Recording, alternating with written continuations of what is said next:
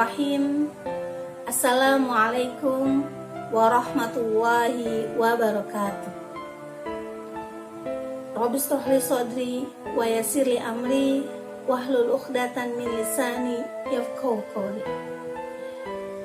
Subhanallah walhamdulillah wala ilaha illallah wallahu akbar. La haula wala quwata illa billahil aliyul azim. Segala puji hanya untuk Allah semata, yang selalu memberikan begitu banyak nikmat dan karunia-Nya pada kita. Semoga Allah jadikan kita orang yang istiqomah di jalannya hingga husnul khatimah. Amin ya Allah ya Rabbal alamin.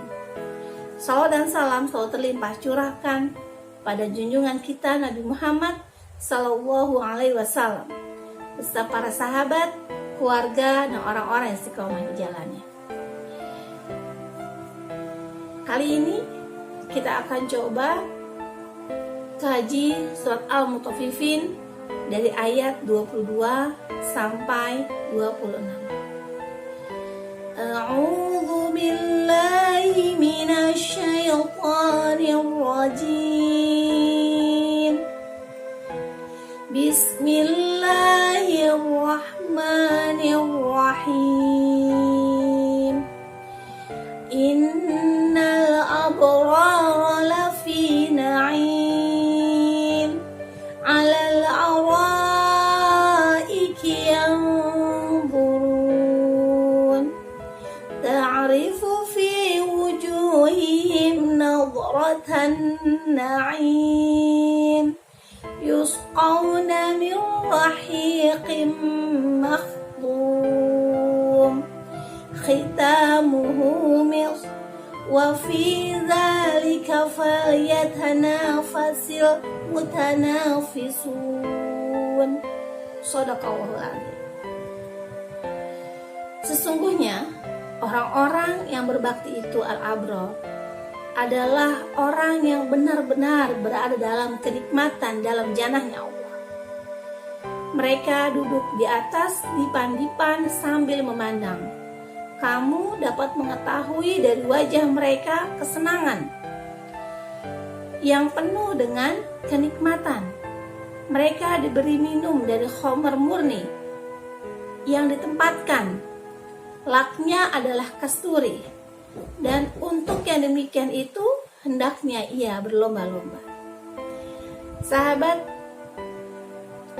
ini adalah ayat yang membahas tentang bagaimana kita sebagai seorang hamba berlomba untuk akhirat. Ketika kita bicara kata lomba, adalah kata di mana semua orang pasti ingin menjadi pemenang. Semua orang pasti menginginkan menjadi orang yang lebih baik. Sunatullah. Namun di dalam konten ini yang kita akan angkat adalah berlomba dalam akhirat. Ketika bicara lomba, merupakan kecenderungan manusia yang menginginkan unggul di atas orang lain. Dan kondisi ini, posisi ini adalah posisi di mana seorang pasti ingin lebih tinggi dari orang sekitarnya. Sunatullah. Namun, jika kecenderungan ini tidak diarahkan dalam kebaikan, secara otomatis dia akan menghalalkan segala cara untuk menjadi orang yang nomor satu. Oleh karenanya, ayat ini membahas bagaimana etika dan tata cara agar kita menjadi orang yang nomor satu namun dalam urusan akhirat. Sahabat, dalam kontennya, setiap orang memiliki potensi, setiap orang memiliki keunggulan, dan keunggulan yang dimiliki oleh seorang hamba itu berbeda-beda. Oleh karenanya, hendaknya ketika seorang hamba ingin menjadi orang yang unggul, maka unggullah dalam urusan akhirat. Mengapa? Karena di awal surat Al-Mutaffifin telah digambarkan semangat berlomba-lomba yang ditujukan oleh orang-orang yang curang, orang yang ingin meraih keuntungan yang besar dalam urusan dunia. Namun kali ini Di ayat ini, di ayat 22 sampai 26 adalah ayat yang membahas bagaimana berlomba dalam urusan akhirat. Maka di awal surat Al-Mutaffifin telah dikemukakan bahwa curang adalah hal yang tidak Allah ridhoi. A'udzu billahi minasyaitonir rajim. Bismillahirrahmanirrahim.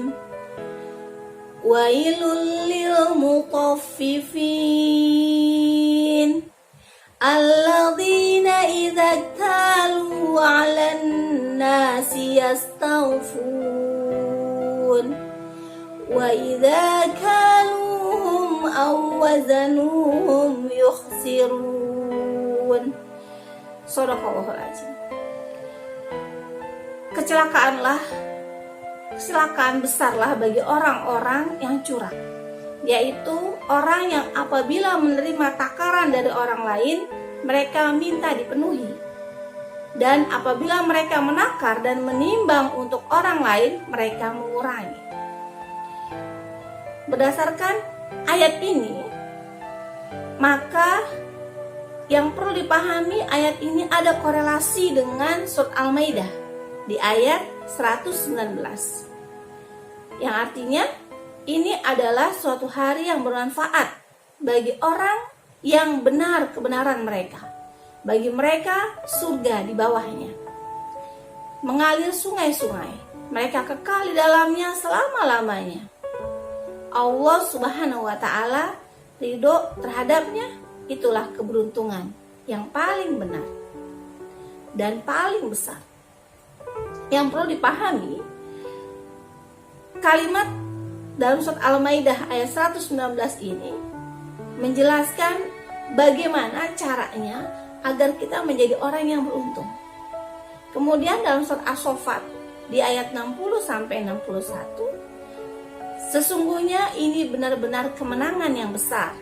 Untuk kemenangan serupa, hendaklah berusaha orang-orang yang bekerja. Kedua ayat ini membahas tentang keberuntungan dan kemenangan. Dan keberuntungan serta kemenangan yang besar ini adalah untuk meraih surganya Allah, untuk meraih jannahnya Allah, dan untuk menguatkan diri di dalam tujuan akhirat. Bukan untuk hanya meraih penghargaan urusan dunia agar dihargai oleh manusia-manusia di sekitarnya. Inilah makna kemenangan yang besar. Sahabat, sifat berlomba untuk urusan akhirat, sifat puncak dan yang paling tertinggi adalah al-abrar, artinya berbakti. Berbakti yang maknanya orang-orang yang berbakti kepada Allah Subhanahu wa ta'ala hendaknya mereka tidak berharap dari pandangan manusia. Ketika bicara ke sana, maka kita disuruh untuk berlomba meraih kemenangan yang besar di hadapan Allah dengan meluruskan niat, menguatkan tekad, memaksimalkan potensi diri yang Allah berikan padanya.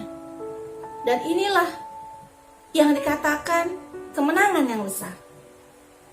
Namun, dalam kontennya, ketika kita mengejar urusan akhirat, kita wajib harus menguatkan diri, melepaskan urusan dunia dengan makna tidak berharap orang memuji kita, tidak berharap orang mengakui kita, tidak berharap orang-orang mengagungkan kita. Masya Allah. Untuk menjadi tipe-tipe yang seperti ini, maka tujuan kita cuma satu, yaitu akhirat. Ketika kita mengingat tujuan itu, ingatlah kenikmatan yang besar yang tak terhingga nilainya yang Allah siapkan, yang sepatutnya Allah berikan hanya untuk orang-orang yang berusaha lebih baik dari orang lain dalam urusan akhirat, bukan urusan dunia. Sahabat, konsep dasarnya adalah perintah berlomba dalam kebaikan di jalan Allah adalah menarik perhatian dalam semangat kita meraih surganya Allah. Maka ketika orang berlomba-lomba, maka hendaklah berlomba dalam urusan akhirat. Berlomba untuk meraih janahnya Allah, berlomba untuk mendapat surganya Allah, dan yang pasti kita minta sama Allah surga firdausnya Allah. Dan ketika kita minta sama Allah, kita mohon kepada Allah agar Allah tunjukkan jalan-jalan kebenaran itu, agar kita menjadi hambanya istiqomah di jalannya. Sahabat, kalau kita membahas lomba, kita membahas bagaimana kita menjadi orang yang menang, berlomba itu ada berbagai cara, ada berbagai tipe. Yang pertama, berlomba yang terpuji. Apa maknanya? Berlomba yang terpuji yaitu dalam urusan ketaatan, urusan akhirat. Taat kepada Allah, urusan akhirat. Mau ada orang, mau gak ada orang, tetap melakukan kebaikan. Mau ada yang memuji atau tidak ada yang memuji, lakukan kebaikan. Bekerja karena Allah, lakukan kebaikan karena Allah. Tidak berharap dari tujuannya manusia. Namun ketika kita berlomba dalam kebaikan, ujian dan tantangan pasti ada. Dan ini adalah hal-hal yang harus dipahami. Poin yang berikutnya adalah berlomba yang tercela, yaitu lomba dalam kemaksiatan. Maksudnya apa? Tanpa kita sadari, kita terus melakukan kemaksiatan dan mengikuti hawa nafsu keburukan dalam diri ini. Jadi lomba yang kedua ini adalah yang pasti tidak disetujui dan yang dimurkai oleh Allah. Maksudnya, kemaksiatan bentuknya banyak. Bisa kita ngomongin orang, membicarakan orang, bisa kita tidak nyaman dengan orang, atau hati-hati yang kotor. Berlomba dalam kemaksiatan harus diwaspadai bahwa hal ini adalah jalan asyaiton. Ya memang asyaiton mengajak kita dalam keburukan. Oleh karenanya sadari ketika sudah mulai agak malas. Sadari ketika kita sudah mulai tidak nyaman dalam kehidupan dengan urusan orang lain. Ingat bahwa sesungguhnya hati ini harus kita jaga terus dalam bersih hati. Walaupun kita akui tantangan kanan kiri pasti kita menghadapinya. Jenis lomba yang ketiga, yang dibenarkan, yang memang mubah di dalamnya, ini adalah dalam kebaikan. Karena kebaikan merupakan benteng dalam perilaku-perilaku kebenaran di jalan Allah. Sahabat, dalam hadis riwayat Bukhari dan Muslim, bukanlah kefakiran yang sangat aku khawatirkan terjadi pada kalian, tetapi aku sangat khawatir jika kemewahan, kesenangan dunia dibentengikan luas atas kalian. Kemudian karenanya kalian berlomba-lomba untuk meraihnya, seperti yang pernah terjadi pada orang-orang sebelum kalian. Maka akhirnya kalian binasa sebagaimana mereka juga binasa karenanya. Hadis riwayat Bukhari Muslim. Nauzubillah summa nauzubillah. Hadis ini menegaskan kepada kita bahwa tindakan berlomba dalam mengejar urusan dunia itu dilarang. Sebaiknya kita fokus kepada tujuan akhirat kita. Karena itu akan menimbulkan konflik ketika kita mengejar dan berlomba dalam urusan dunia. Yang terjadi permusuhan. Namun sebaliknya, jika kita berlomba dalam urusan akhirat, maka Allah akan sediakan tempat yang sangat luas di jannah firdausnya, di jannahnya, dan di sini berlangsung kontennya ikhtiar yang kuat dan keyakinan yang mantap dalam diri ini. Di dalam surat An-Nahl ayat 96 dijelaskan bahwa apa yang di sisimu akan lenyap dan apa yang ada di sisi Allah adalah kekal. Sesungguhnya kami akan memberi balasan kepada orang-orang yang sabar dengan pahala yang lebih baik dari apa yang telah mereka kerjakan. Kalau kita bicara ayat ini, surat An-Nahl ayat 96, maka para sahabat telah melaksanakan proses kebaikan di jalan Allah. Salah satunya bagaimana Umar ibnu Khattab radhiyallahu an ketika pada suatu hari Rasul meminta para sahabatnya untuk menginfakkan apa yang dimiliki dari harta, makanan, dan senjata yang mereka miliki yang dimanfaatkan untuk perang. Spontan, Umar ibnu Khattab radhiyallahu an berkata kepada dirinya, "Demi Allah, saya akan mendahulukan Abu Bakar dalam kebaikan ini." Umar yakin bahwa dirinya mampu menginfakkan lebih baik dari Abu Bakar. Kemudian ia membagikan hartanya menjadi 2 bagian. 1 bagian untuk keluarganya dan 1 bagian untuk diserahkan kepada Rasulullah Sallallahu Alaihi Wasallam. Rasul tersenyum bangga melihat perilaku sahabatnya dan memujinya. Namun tak lama kemudian datanglah Abu Bakar radhiyallahu an membawa seluruh hartanya. Rasulullah Sallallahu Alaihi Wasallam tersenyum bangga seraya bertanya kepadanya, "Lantas apa yang kau sisakan untuk keluargamu?" Dengan yakin dan penuh tawakal, Abu Bakar radhiyallahu an menjawab, "Saya tinggalkan untuk mereka Allah dan Rasulnya." Masya Allah. Demikianlah sikap orang-orang abror yang berbakti di jalan Allah dari para sahabat terkemuka.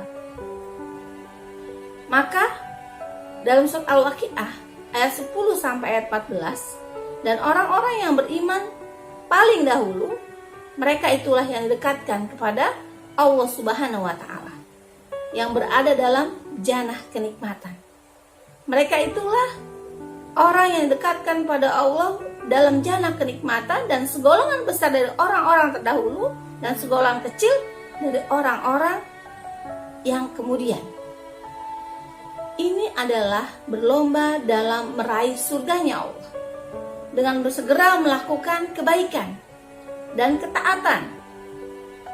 Akhirnya, ketika kita bicara segera melakukan kebaikan dan ketaatan dengan Allah dan berlomba dalam kebaikan, ingat bahwa prosesnya adalah niat yang ikhlas karena Allah. Ketika orang-orang santai dalam melakukan kebaikan, maka bangkitlah agar kita menjadi orang yang nomor 1 melakukan kebaikan untuk akhirat, untuk diri kita sendiri.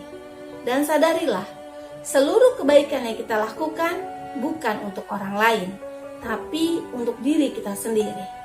Semuanya akan kembali ke kita, ke diri ini. Namun, dalam proses berlomba untuk urusan akhirat, kita harus menjaga hati, kebersihan hati. Dan ujiannya pasti banyak. Tantangannya pasti luar biasa. Oleh karenanya, janganlah berbangga dengan hal-hal yang sebenarnya tidak perlu kita banggakan. Karena sesungguhnya seluruh kebaikan yang kita lakukan di muka bumi ini adalah atas kemurahan Allah. Dan bersyukurlah ketika kita diberi kesempatan oleh Allah untuk melakukan kebaikan dan kebaikan serta kebaikan lagi dalam sebuah kebaikan di jalan Allah. Sahabat, kita berdoa kepada Allah, semoga Allah jadikan kita pemenang untuk menuju jannah firdaus Allah, berlomba untuk urusan akhirat. Semoga Allah istiqomahkan kita dalam jalannya, dalam kebaikan, dalam rahmat dan hidayahnya, dalam kemurahan hati ini, agar kita terus menjadi orang yang berlomba dalam kebaikan, baik memperjuangkan, menegakkan, bahkan mengorbankan jiwa dan raga kita, juga harta yang kita miliki. Ingat, semuanya punya Allah. Semuanya akan kembali ke Allah, termasuk diri ini juga punya Allah. Semoga Allah terus kuatkan kita, istiqomahkan kita, hingga kita husnul khotimah. Amin ya Allah ya Rabbal Alamin. Assalamualaikum warahmatullahi wabarakatuh.